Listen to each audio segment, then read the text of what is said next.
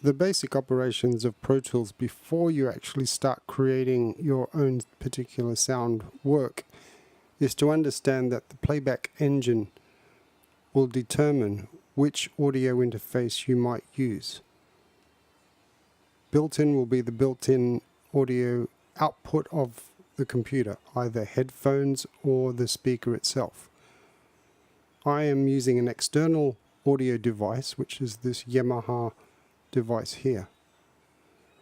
So be aware, if there is no sound when you play back a project, the first area to look at is set up playback engine.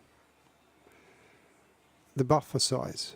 If your system has solid state disks, okay, so not the traditional mechanical drives. If they are SSDs, you can have a very low buffer size, which will mean that only small bits of information are taken from the hard drive and buffered into RAM and then into the computer, into the computer's CPU. If you have a large buffer size, the entire system will be much slower. You will have a larger latency, which means there'll be an increased delay of the audio from input to output.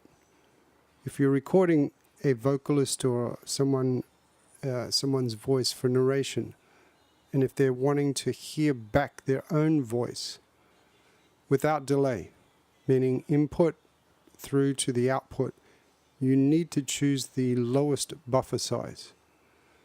But if you're using old hard disks, not solid state drives, you may end up with digital clicks, that kind of sound. So you need to be mindful if that kind of digital click appears, either in recording or during playback, you may need to increase the buffer size.